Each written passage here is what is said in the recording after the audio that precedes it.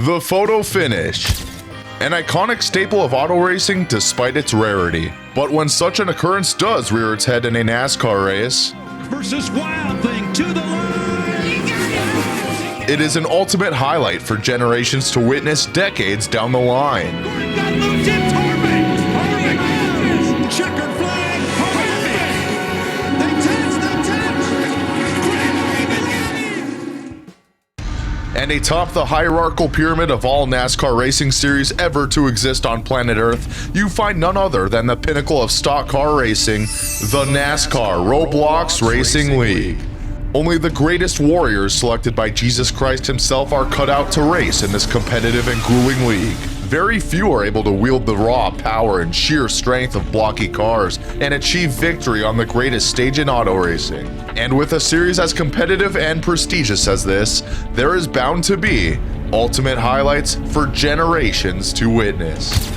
He's gonna wash up! He's sideways! He's gonna get the push to the 12, coming to the line! They almost turned the 4! The 12 in there, 5 wide!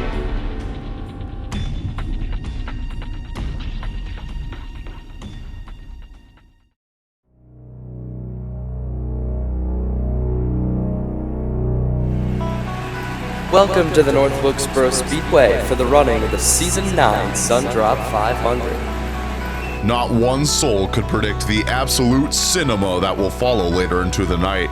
And with just 4 winners so far in this young season, several hungry drivers are looking to capture their first win of the season. It was going to be a great night of racing. I mean, we had the stands absolutely packed for this one. Okay, so maybe we use a sound system. There's nothing wrong with that. You could really feel the energy. I mean, it was BDE, if you know what I mean. You just knew tonight was going to be something special. The NASCAR Amino Network was about to broadcast something nobody has ever seen. Driver, start your engine. Yes,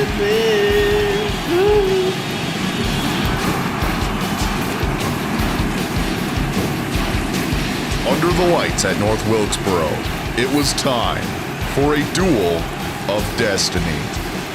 I was shitting my pants. I was so nervous. Green flag flies and we're underway for North Wilkesboro. Oh, almost 4 wide. Gonna have to funnel into the next corner. Can we make it lap 1? Oh my God, we did! Wow! Oh, this is scary. I'm really scared. Oh, that may be tight. Oh my! One driver that was looking to further prove himself tonight is the driver of the number 10 Google car, Paul Donlin. So far in his sophomore season, he's already racked up a win. On top of that, 3 top 5s and a 3rd place position in the points. But things were off to a rough start for our buddy Paul. Coming around turn 3, Donlin gets shoved wide and he's into the wall! Oh, Donlin pulls a Noah Gaxon on the inside wall! Early on, it was looking like Paul was cooked, I can't lie. Aiden Cavill in trouble and nowhere to go and a hard hit for Paul Donlin. But as these struggles intensified for Paul Donlin, the battle heated up out front. Oh, big move! Wow, huge move. Battling up toward the front is the Napa number 9 car. This guy is not Chase Elliott. Chase is actually an inferior driver who races in the inferior NASCAR Cup Series instead of the superior NASCAR Roblox Racing League. This driver is Camden Gibson. He's also got 1 win under his belt in 2 fewer starts. But as a result, this was his only top 5 finish, and he sits 8th in the standings, hungrier than most of the field, looking to build a better points buffer. Right now, Gibson is battling hard with another driver trying to win the first stage of the race. This other driver, the number 44 Verizon machine piloted by Marty Dallas. Similarly to Paul Donlin, Marty has 3 top 5s. However, despite being winless so far, his raw speed has led to monster consistency, which has him atop the point standings. And these two were fighting tooth and nail for a playoff point. This is the kind of action that sits butts in the seats and sells drinks to the alcoholics. Drink sales would in fact see a boost coming to the last lap of the stage. Oh, there's gonna be. Oh no! Oh no! I thought I made it through all the bullshit until I didn't. Oh yeah, thanks. Thanks, Braden. Thank you. And then Marty Dallas won the stage, which nobody wanted to see. Marty Dallas wins the stage, and the crowd goes mild. Marty is a controversial figure in the series and has more haters than Kyle Busch after doing this. And Kyle Busch is going to turn the 33 into the wall. And this. Oh, he turned it! No! Oh, he turned it! No! And also this. It did not work out for. Oh, Kyle Busch turns Chase Elliott. And this. Especially. Oh, we got more than that. But regarding Marty Dallas, we'll get into those details a little later on. But now it was time to get back to the action for the final stage of the race. And Paul Donlin went from riding around in the back to back in it.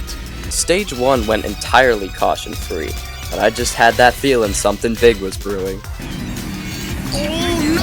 What is that luck? Holy shit! Oh no! A gargantuan accident on turn 2!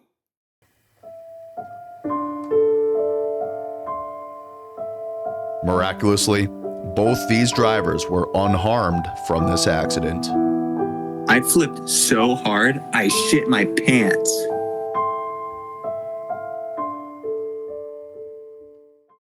After an anomaly of physics sends Aiden Cavill and JD Fatal skyward, drivers had to refocus on the mission at hand. Green flag back in the air, North Wilkesboro fanning out 5 wide down the back straightaway, but they think better of it. And as the 44 and the 9 continue to duel, the 10 is just looming. And then he pounces. Oh, Marty Dallas, the dominant car of the day in the wall of Camden. That really put my teammate Paul in a really, really good position, but being the horrible teammate I am, that just didn't last. Porter Jones runs out of talent and hooks Paul Donlin. Oh shit! God damn it! And then he just continued to be bad. Oh shit! Oh no! Oh my god! Oh no! Now he's wrecking again. I bet Paul Donlin is furious right now. Did I feel bad? Yeah. Yeah, I did. I did. Paul Donlin's trying to gather himself back up, but they wreck again right in front of him. Caleb Marinelli goes up on his side. Oh no! Holy shit! We have more spins. Braden's up and over. Now this was starting to feel like a North Wilkesboro classic. With the caution coming back out, it was time to re-rack them one more time. I didn't know how much more I could take of this without shitting my pants.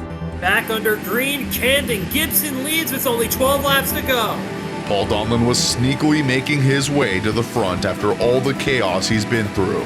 How about Paul Donlin in the number 10? Can he get back to the lead? Oh, he washes up the track. He's out of talent. He's falling backwards again. There was just no hope for Paul. It was Jover. Marty Dallas is clawing his way back up to the lead. 3 wide to the inside. Leading over 40% of the laps today, this dominating race was Marty Dallas's to lose. He's dominated all day, but here comes Camden Gibson. And don't forget about Paul Donlin. He's making a pass for 3rd. After all the shit I did to Paul earlier, I had no chance to defend 3rd place.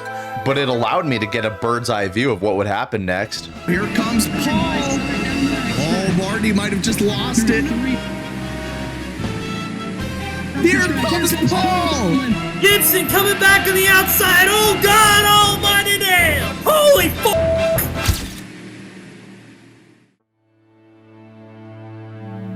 Oh my, I think Paul got it. It looks like Camden in that one, but who knows? Frames are spotty before it's the 9, but then once they hit the line, I see the 10 ahead.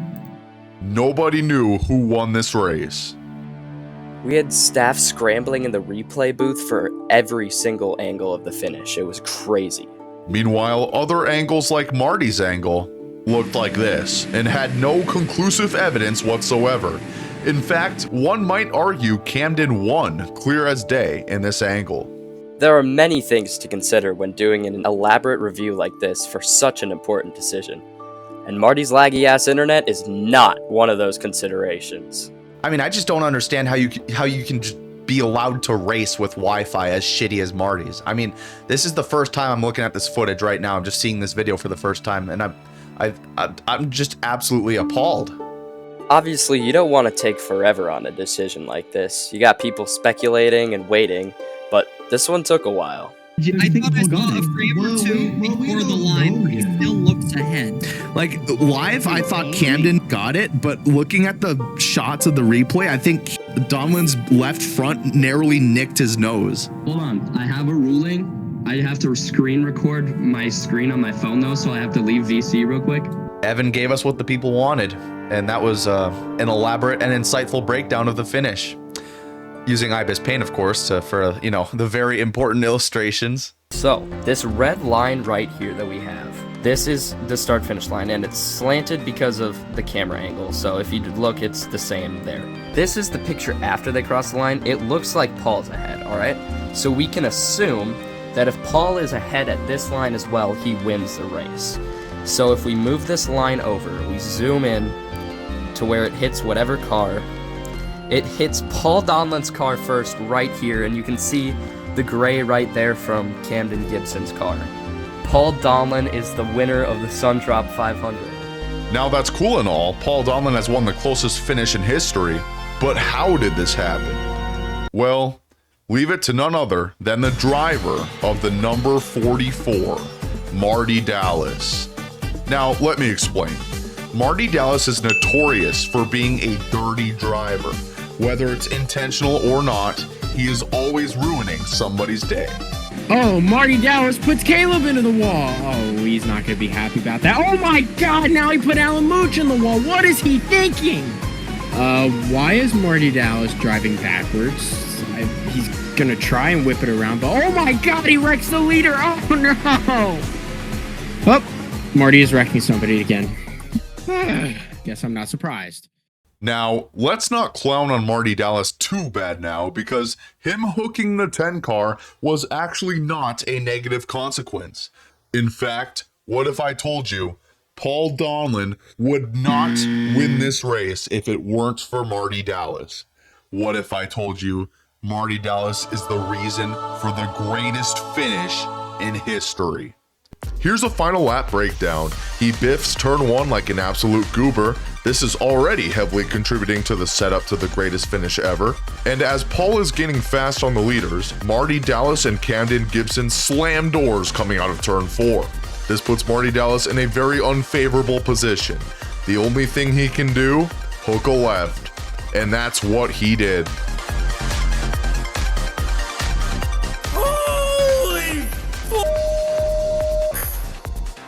But rewind just a little bit, please.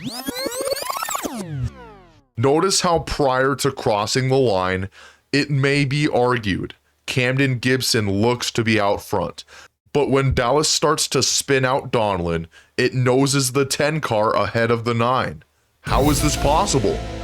Well, it's actually rather simple geometry. Here, let me show you actually. We're gonna open up paint.net real quick. Not IBS Paint, unfortunately, just paint.net. Let's overlay 2 boxes at a finish line. These 2 boxes represent Camden and Paul, respectively. Now, let's throw Marty's sideways ass into the equation. When he makes contact with the 10 rotates around a pivot point centralized on the race car. Now, I want you to look at where this rotation positions the left front of the race car. You will not believe what you're about to see. That's right, Paul Donlin edges ahead.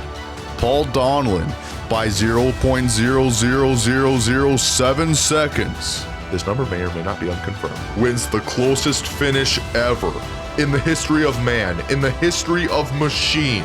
And Paul Donlin has nobody else but Marty Dallas to thank for it. That finish, it made me shit my pants. Thank you for watching.